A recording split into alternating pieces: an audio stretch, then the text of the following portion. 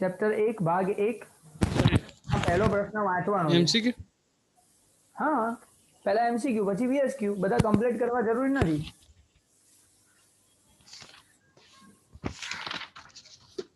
હા, ભાગીદારોની મૂડી પરનું વ્યાજ એ ભાગીદાર માટે શું છે?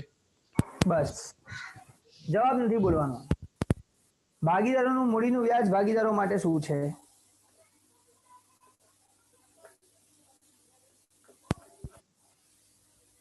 કુલદીપ, શું લાગે છે? ભાગીદારોનું મૂડીનું વ્યાજ ભાગીદાર માટે શું છે? શું હોઈ શકે? તું ભાગીદાર છે, તું મારી જોડે ભાગીદાર થયો, ધંધામાં મૂડી લાવ્યો અને એ મૂડી પર વ્યાજ ગણવાનું છે. તું ભાગીદાર, તારા માટે શું કહેવાય? આવક. વેરી ગુડ, આવક જ કહેવાય. તું ભાગીદાર છે, ભાગીદાર તરીકે તું મૂડી ધંધામાં લાવે છે. હવે એની પર મૂડીનું વ્યાજ તો તને આપવાનું હોય. હવે ભાગીદારી પેઢી તને વ્યાજ આપે તો તારા માટે આવક કહેવાય. તું ભાગીદાર છે, તારા માટે આવક. સિમ્પલ. અચ્છા વિશાલ, આ જવાબ સાચું બોલે છે?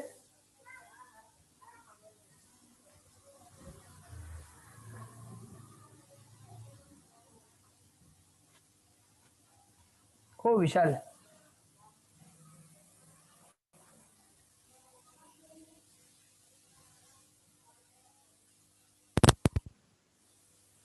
હા બોલ.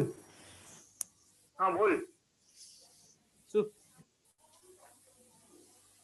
આ જવાબ સાચું બોલે છે? કુલદીપ જવાબ સાચું બોલે છે? જવાબ સાચો બોલે છે?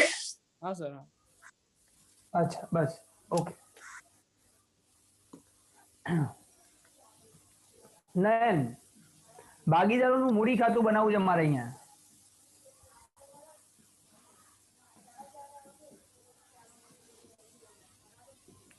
ભાગીદારોનું મૂડી ખાતું બનાવવું છે મારે અહીંયા, તો મને કે કઈ કઈ આઈટમો આવે અહીંયા? તારીખ, વિગત, રકમ. આઈટમ અંદરની વાત છે. હા, અંદર એટલે કે ઉધાર બાજુ રોકડની, બેંકની અને મિલકતની. હા, રોકડ, બેંક, હા. મિલકત, આ શું છે? ક્યારે આવે આવું આવક. બધું? આવક, નફો થાય ત્યારે. નફો થાય મિલકત આવે? ના, એ તો રોકાણ કરવું પડે, મૂડી રોકાણ. મૂડી. મૂડી રોકાણ કરવું પડે.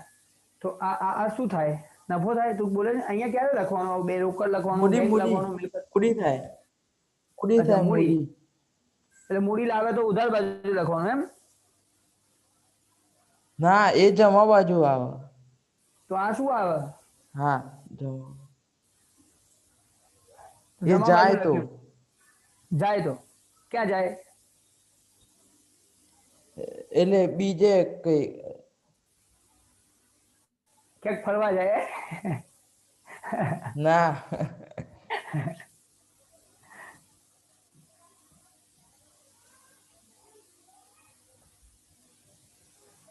શરૂઆતની મૂડી જમા બાજુ. તો એને શું કહેવાય? એ મૂડીનું રોકાણ બાકી આગળ લાવ્યા. હા, હવે થોડું લાઈન પર આવ્યું એમ. ભૂલી નહીં જવાનું, 12માની એક્ઝામ હાલવાની બાકી છે હજી. બાકી આગળ લાવ્યા, શરૂઆતની બાકી મૂડીની જે હોય એ મૂડીની બાકી લખાયા. બે ભાગીદાર છે તો ભાગીદાર એ ની બાકી લખો, ભાગીદાર બી ની બાકી લખો. તો પહેલું કામ લખો, બાકી આગળ લાવ્યા. વર્ષ શરૂ થયું, પહેલી તારીખે આટલી એ લોકો જોડે છે. ચલો પછી ઉધાર બાજુ આખર મૂડી. નીચે. હા, સારું, તો એટલે બાકી આગળ લઈ ગયા. સારું, ઓકે. આ છેલ્લે મળશે કેટલી વધી? વર્ષ પત્યા પછી ભાઈ આટલી વધી. શરૂઆતમાં આટલી હતી અને છેલ્લે આટલી પડી છે. ચલો પછી પછી આમાં જમા બાજુ મૂડી લાવ્યા હોય અને ઉધાર બાજુ લઈ ગયા હોય. લઈ જાય એનું નામ છે કઈ?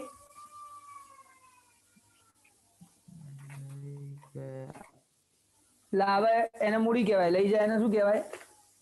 હા એટલે રોકડ ને મિલકત ને એ બધું. એને શું કહેવાય? એના માટેનો એક શબ્દ છે, ધંધાનો માલિક ધંધામાં કઈ બી લાવે તો મૂડી કહેવાય. ધંધાનો માલિક ધંધામાંથી કઈ બી લઈ જાય તો શું કહેવાય? મૂડી. લઈ જાય તો એ મૂડી, લાવે તો એ મૂડી. એમ ખર્ચ ના ખર્ચ ખર્ચ 11મું ના ધોરણમાં આવી જાઓ મારી જોડે. મૂડી 11મું ભણાવું ફરીથી. ઉપાડ હા બરાબર છે, ઉપાડ. શું યાર તમે લોકો યાર ગપ્પા મારવામાંથી ઊંચા નહીં આવતા.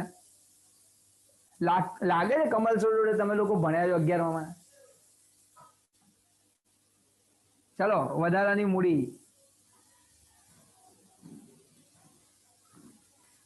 આ બાજુ વધે, આ બાજુ એરો આમ વધવાનો અને આ બાજુ ઘટવાનો. મૂડીમાં વધારો થાય તો આ બાજુ આવે, મૂડીમાં ઘટાડો થાય તો આ બાજુ આવે. આ ભાગીદારોનું ખાતું છે. ભાગીદારોની આવક અહીંયા આવે, ભાગીદારોનો ખર્ચો અહીંયા આવે. સિમ્પલ આ ભાગીદારો માટે છે. હવે વધારાની મૂડી, પછી રોકડ લાવે, મિલકત લાવે, જે લાવવું એ લાવે, મૂડી લાવવો જોઈએ. અહીંયા લખવું પડે. લઈ જાય તો ઉપાડ કહેવાય.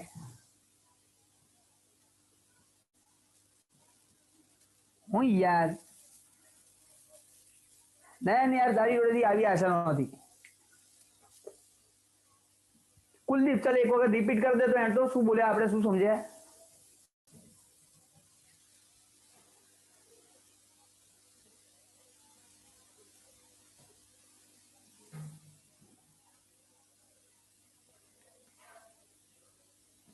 ચાલ આપણે રાહ જોઈએ કુલદીપ આવે ત્યાં સુધી. યસ તું રિપીટ કર ત્યાં સુધી.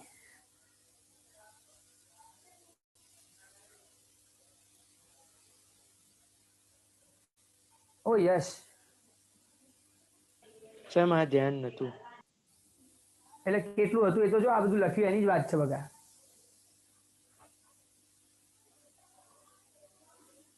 મેં કયો પ્રશ્ન પૂછ્યો તો કે છેલ્લે તે શું સાંભળ્યું, થોડું ઘણું સાંભળ્યું, થોડું ના સાંભળ્યું, કેટલું એમ થોડું ઘણું બોલી ગયા.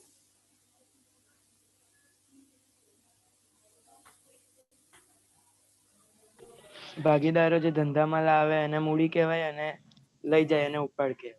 હા બસ તો મૂડીમાં વધારો થાય જમા બાજુ લખાય, મૂડીમાં ઘટાડો થાય ઉધાર બાજુ લખાય. બસ આટલું જ શીખવાડ્યું છે. ચાલ કુલદીપ બેટા એકવાર સમજાવી દે જો અવાજ આવતો હોય તો. હેલો. સંભળાય છે. હા સર.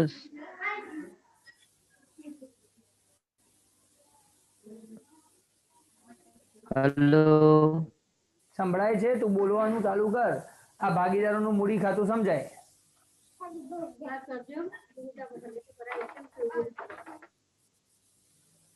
અત્યાર સુધીમાં શું શીખ્યા એટલું જ સમજાવવાનું છે. બોલ.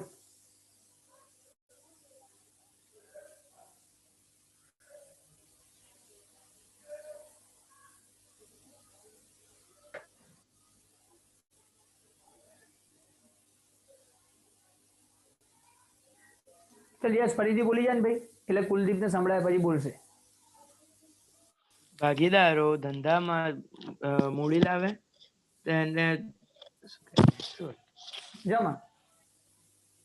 જમા અને ઉપાડ કરે તો ઉધાર. બસ એના ખાતામાં જમા કરો અને ઉધાર કરો. ઉપર બાકી આગળ લાવ્યા જમા બાજુ હોય, કારણ કે બાકી એ લાવે ધંધામાં એટલે એના ધંધામાં પૈસા પડ્યા રહ્યા હોય એટલે જમા બાજુ લખાય. પતી ગયું, આટલું જ શીખવાડ્યું છે. હા કુલદીપ આવું બોલતો. ધંધામાં મૂડી લાવે તો સર જમા થાય અને ઉપાડ કરે તો ઉધાર થાય. સારું, હવે મને તું જવાબ આપ. મૂડીનું વ્યાજ હોય ક્યાં લખાતું હશે કુલદીપ? ઉધાર બાજુ. આ મૂડી છે અને મૂડીનું વ્યાજ ગણો ત્યાં જ લખાય, જમા બાજુ જ. એવું છે. હા અહીંયા મૂડીનું વ્યાજ એની નીચે જ લખાય. મૂડીનું વ્યાજ જમા. અચ્છા આ ઉપાડ છે તેને ઉપાડનું વ્યાજ બી એની નીચે જ લખાય.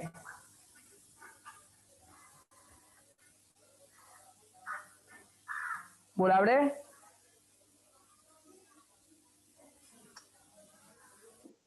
હા સર. ફટાફટ સમજાય તો.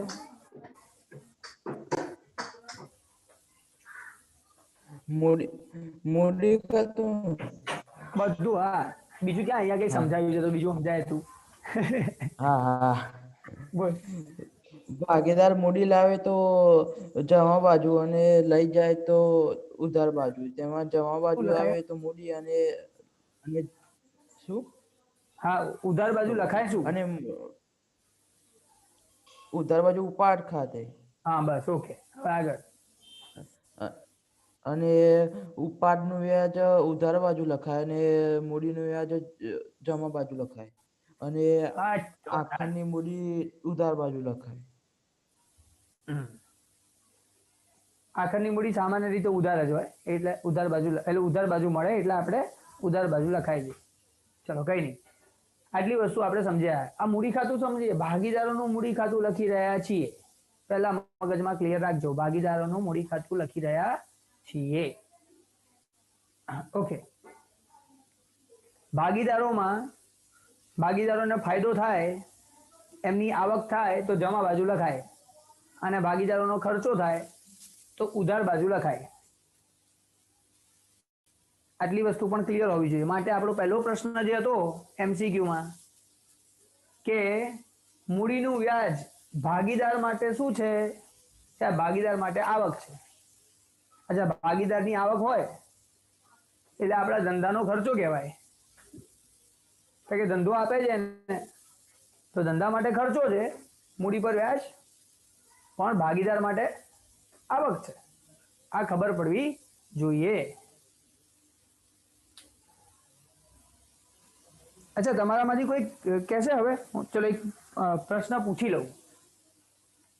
ભાગીદારને પગાર, કમિશન, બોનસ, મહેનતાણું આપવામાં આવે તો યશ ભાગીદાર માટે શું કહેવાય? ખર્ચ. અચ્છા, અને ભાગીદાર પાસેથી લેવામાં આવે તો? આવક. ચાલો કુલદીપ, તને શું લાગે છે? સર પહેલામાં આવક અને બીજામાં જમા એટલે મૂડી કહેવાય. પગાર, કમિશન, બોનસ અને મહેનતાણું ભાગીદારને આપો એટલે ભાગીદારની આવક કહેવાય. યસ બેટા, ભાગીદારની આવક કહેવાય. સિમ્પલ છે યાર. મેં તમને લોકોને પહેલા જ કીધું કે તમે ભાગીદાર બનો છો, તમને પગાર મળે છે તો તમારી આવક ના કહેવાય, તમે ભાગીદારની આવક કહેવાય. આવક બાજુ લખાય. યસ, ક્લિયર છે વગર? હા સર.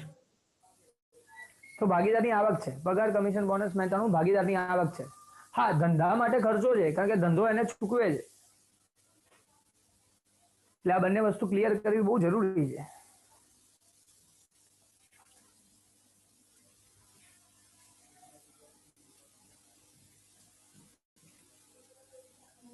વિશાલ,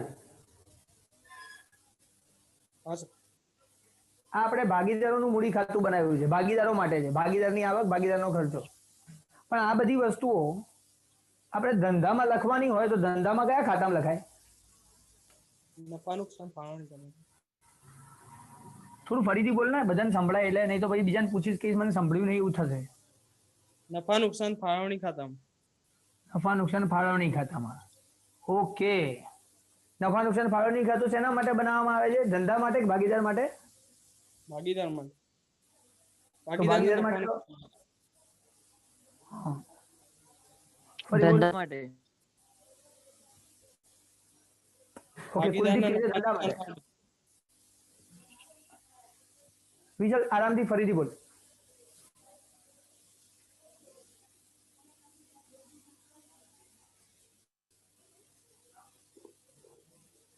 સર, ભાગીદારને જે નફા નુકસાન આપવાનું હોય એના માટે. બરાબર છે. ભાગીદારને જે નફા નુકસાન આપવાનો હોય એના માટે. તો એક વાત સમજજો ધ્યાનથી. કુલદીપ પણ સાચું છે, વિશાલ પણ સાચું બોલે છે. આ નફા નુકસાન ફાળવણી ખાતું એટલે ધંધાનો જે પણ નફો થયો, હવે એ નફામાંથી ભાગીદારોને જે પણ કંઈ આપવાનું કરવાનું હોય ને એના માટે આ બનાવવામાં આવે છે. પણ છે શેનું આ? ધંધાનું વિચારીને કરવામાં આવે છે. ધંધાનો ખર્ચો ઉધાર, ધંધાની આવક જમા. અને એટલા માટે અહીંથી આ જેટલી વસ્તુઓ અહીંયા લખેલી છે એ બધી વસ્તુઓ આની અંદર ઉધાર થાય. સોરી, આ વધારાની મૂડી ના થાય હો. આ મૂડીનું વ્યાજ, પગાર, કમિશન, બોનસ, મહેનતાણું, ભાગીદારને ચૂકવ્યું તો ભાગીદારની તો આવક છે એટલે એમાં જમા બાજુ થાય, પણ આપણો ખર્ચો છે એટલે આપણે ઉધાર લખાય. ખર્ચા ઉધાર, આવક જમા, તો આ ધંધાનો ખર્ચો છે તો ધંધા માટે ઉધાર. એવી રીતે અહીંયા ઉપાડ પર વ્યાજ આવક છે, ઉપાડ પર વ્યાજ અહીંયા લખાય.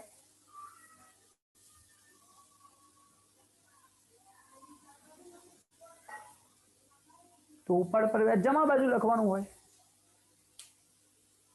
કારણ કે આ ધંધાને ધ્યાનમાં રાખીને ધંધાનો ખર્ચો ઉધાર, ધંધાની આવક જમા, ભાગીદારનો ખર્ચો ઉધાર, ભાગીદારની આવક જમા. તો જ્યારે 1 માર્કનો પ્રશ્ન પૂછે ને ત્યારે બહુ જ ધ્યાનથી સમજી વિચારીને જવાબ આપવાનો છે. બહુ જ ધ્યાનથી સમજી વિચારીને. કોના માટે પૂછે છે? ભાગીદારનો પૂછે છે કે ધંધાનું પૂછે છે? આ જ મૂડીનું વ્યાજ ભાગીદાર માટે આવક છે, પણ આ જ મૂડીનું વ્યાજ ધંધા માટે ખર્ચો છે તો ઉધાર બાજુ લખાય.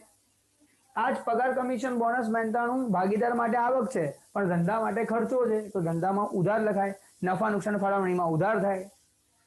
ઉપાડ પર વ્યાજ ભાગીદાર માટે ખર્ચો છે પણ આ જ વસ્તુ અહીંયા જમા થાય, નફા નુકસાન ફાળવણી ખાતામાં જમા લખાય.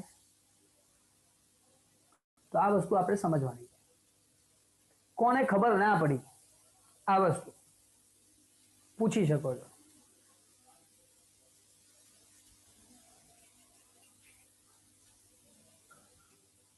ઓકે, તો પહેલો પ્રશ્ન ફરીથી વાંચ વિશાલ, અને પછી એનો જવાબ બી બોલી જા.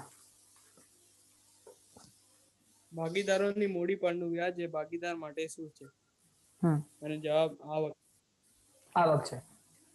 અચ્છા, આની અસર ક્યાં નોંધાય?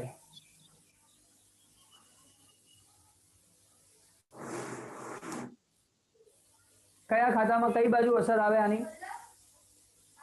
મૂડી ખાતામાં જમા બાજુ. સારું, વેરી ગુડ. મૂડી ખાતામાં જમા બાજુ એની અસર આવી. અને બીજું નફા નુકસાન ફાળવણીમાં ઉધાર બાજુ. Very good. આ રીતે આપણે જવાબ બોલવાનો છે, સમજવાનું છે. એમસીક્યુ વીએચક્યુ ટાઈમ કેમ લાગે? એટલે લાગે, ભૂખવાનું નથી, જોડે જોડે સમજવાનું છે. ચલો, એમાંથી કુલદીપ અને યશ આજે છૂટા છે, પણ નેક્સ્ટ ટાઈમ વાંચીને આવવાનું રહેશે, લેક્ચર જોઈને આવવાના રહેશે, એમને એમ નહીં ચાલે, કહી દઉં છું. હા, પછી વાત છે નયન, બીજો પ્રશ્ન વાંચ. હા સર, 1 મિનિટ.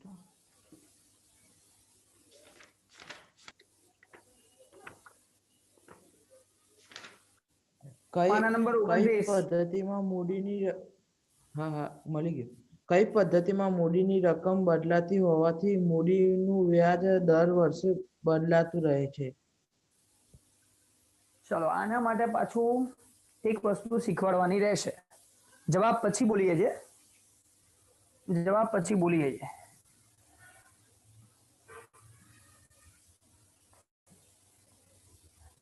આપણને કહે છે કઈ પદ્ધતિમાં મૂડીનું વ્યાજ બદલાતું રહે છે. આવું કેમ પૂછે છે આ લોકો? કારણ કે આ જે મૂડી ખાતું બનાવ્યું છે ને, આ મૂડી ખાતું બનાવવાની 2 રીતો છે. આ મૂડી ખાતું બનાવવાની 2 રીતો છે. પહેલી રીત સ્થિર મૂડી ખાતાની પદ્ધતિ.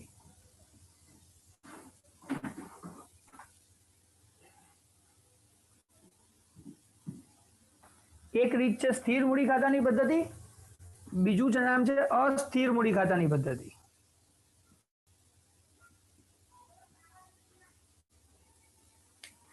બે પ્રકારના મૂડી ખાતા બનાવવામાં આવે છે.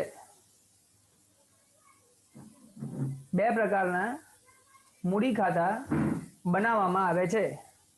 એક સ્થિર મૂડી ખાતા અને બીજું અસ્થિર મૂડી ખાતું. આપણે જે આ બનાવ્યું છે,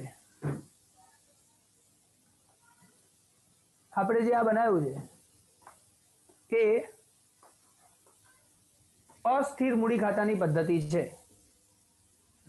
આ જે બનાવેલું છે એ અસ્થિર મૂડી ખાતાની પદ્ધતિ છે. કેમ આને અસ્થિર મૂડી ખાતું કહે છે? એનું કારણ છે, આપણે છે ને આ મૂડી ખાતાની બાકી આગળ લાવ્યા, એમાં આ બધો ફેરફાર થાય એટલે સરવાળો કરીએ છીએ, આ બધું ઓછું થાય એટલે બાદ કરીએ છીએ, અને પછી જે બાકી આવે એ લખીએ છીએ. એટલે આ જે શરૂઆતની બાકી જે હોય અને આ આખરની બાકી જે હોય એ બદલાઈ જાય, એટલે એને અસ્થિર કહે છે. સ્થિર નહીં, બદલાય છે. હવે મૂડી જ બદલાતી હોય તો વ્યાજ બી બદલાઈ જાય ને. મૂડીનું વ્યાજ ગણવાનું હોય તો આની પર વ્યાજ ગણો, પછી આવતા વર્ષે પછી પાછો આ બાકી આવે એની પર વ્યાજ ગણો, એના પછી પાછું બીજી બાકી આવે એની પર વ્યાજ ગણો, તો વ્યાજ બદલાતું રહે. જો અસ્થિર મૂડી ખાતું હોય તો વ્યાજ બદલાય,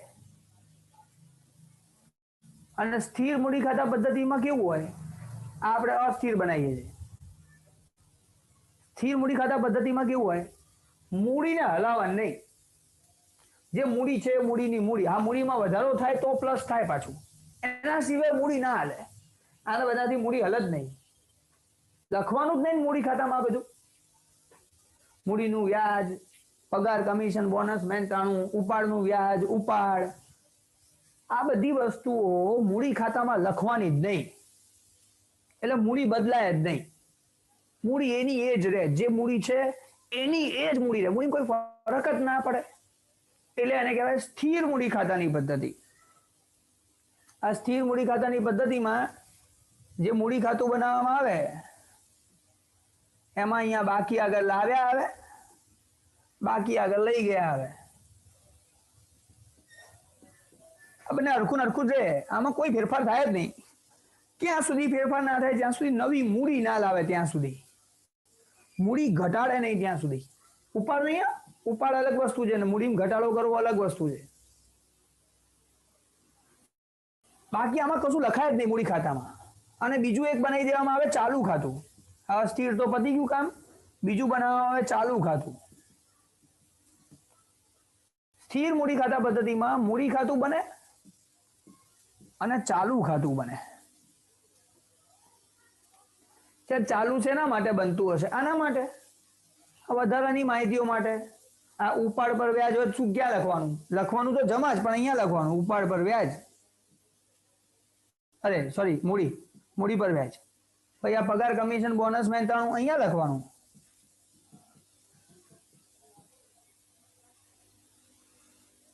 ઉપાડનું વ્યાજ અહીંયા લખવાનું. ઉધાર જ લખવાનું, પણ ચાલુ ખાતામાં લખવાનું. સાહેબ ચાલુ ખાતું કેમ બનાવ્યું? કારણ કે આનું નામ છે સ્થિર મૂડી ખાતાની પદ્ધતિ. મૂડીને હલાવવાનું નહીં. હવે મૂડી ના હલાવીએ તો મૂડીને મૂડી માટે અલગ બનાવવાનું, બીજી બધી વધારાની માહિતી માટે અલગ બનાવો. તો એના માટે ચાલુ ખાતું બનાવવામાં આવે છે, આના માટે મૂડી ખાતું બનાવવામાં આવે છે. સિમ્પલ છે, કોઈ ફરક નથી. અને આ બે વસ્તુને અલગ બનાવવાથી હોવાથી આને સ્થિર મૂડી ખાતું કહે છે, જેમાં મૂડી સ્થિર રહે છે. એમાં સરવાળા બાદબાકી કરવાની જે વસ્તુઓ હતી આની અંદર એ તો અલગ રહી ગયા, એટલે આ બદલાતી નથી. તો આમાં વ્યાજે ના બદલાય. આનું આજ મૂડી રહેતી હોય તો મૂડીનું વ્યાજ બદલાતું નથી. ચલો, મગજમાં કોન્સેપ્ટ કોને ક્લિયર નથી, ખબર નહીં પડતી? સર મને હા, ક્યાંથી બેટા? આ સર સ્થિર મૂડી અને એમાં કેવી રીતે કયું સ્થિર રહ્યું? જો આ બાકી આગળ લાવ્યા છે ને,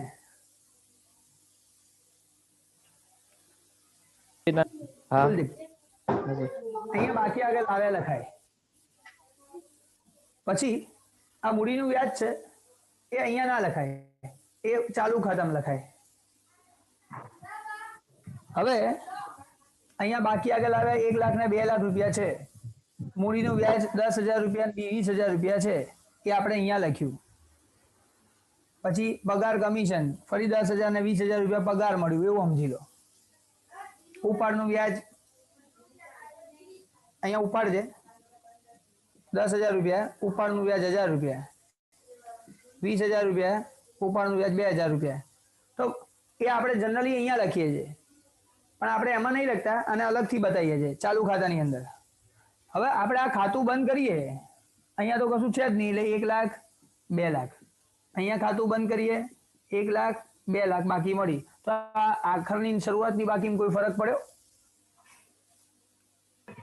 ના સર. એટલા માટે આને સ્થિર કહે છે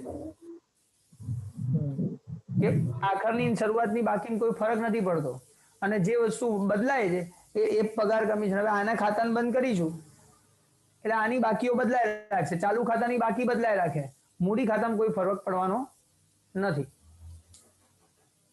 ખ્યાલ આવે છે? હા સર. હજી કઈ ડાઉટ હોય તો પૂછ, તો કંઈક અલગ રીતે શીખવાડીશ. ના સર, ખબર પડી ગઈ. સારું, તો હવે તારે પ્રશ્નનો જવાબ આપવાનો છે. આ બીજો પ્રશ્ન હું વંચાવું છું નયન પાસે, અને જવાબ તારે આપવાનો છે. બોલ નયન, ફરી ક્વેશ્ચન વાંચ. હા સર. કઈ પદ્ધતિમાં મૂડીની રકમ બદલાતી હોવાથી મૂડીનું વ્યાજ દર વર્ષે બદલાતું રહે છે? મૂડીનું વ્યાજ બદલાતું રહે Option છે? બોલો. ના, ઓપ્શન નહીં બોલવાના, આ તો સીધો જવાબ આવડવો જોઈએ. આટલી મસ્ત મહેનત કરી છે કમલ સરે. ચાલુ ખાતાની પદ્ધતિ. Very good. આ ચાલુ ખાતાની પદ્ધતિનું નામ શું છે?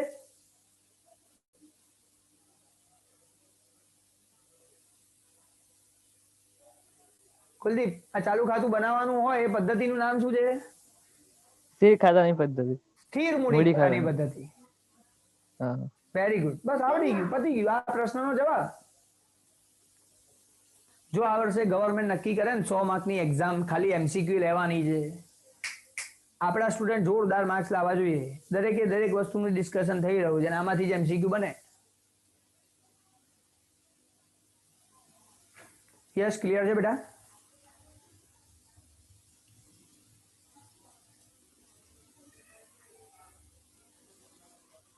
યસ બેટા, હા હા હા. ક્લિયર છે? કોઈ ડાઉટ નથી ને? સર, હા ને? જવાબ સ્થિર ખાતાની મૂડી આ મૂડીની ખાતાની પદ્ધતિ આવે. હા, જેમાં બદલાતું રહે. ના, સોરી, આપણે અસ્થિર બદલાતું આવે રહે છે કે અસ્થિર મૂડી ખાતાની પદ્ધતિ આવે? હા હા, એટલે મેં કીધું કેમ કે સ્થિર. કુલદીપ, હાલ્યા ઓ કુલદીપ, ઉપર બદલાતું રહેવાની વાત છે. મૂડીનું વ્યાજ બદલાતું રહે છે, તો મૂડીનું વ્યાજ અસ્થિરમાં બદલાતું રહે છે ને. હા સર. એટલે મૂડી બદલાય, અસ્થિરમાં મૂડી બદલાય એટલે મૂડીનું વ્યાજે બદલાય.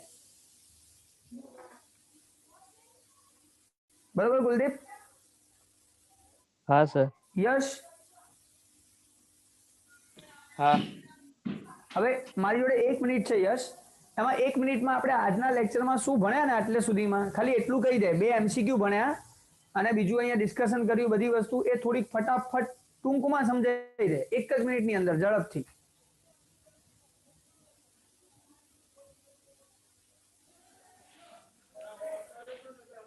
સર, પહેલા એમસીક્યુમાં ભાગીદારો મૂડી લાવે તો ઉધાર અને જાય તો જમા. બગા, મૂડી લાવે તો ઉપાડ જમા, કરે તો. વધારાની મૂડી લાવે તો જમા, ભાગીદારના મૂડી ખાતે જમા થાય. અને લઈ જાય તો ઉપાડ એટલે ઉધાર. હા,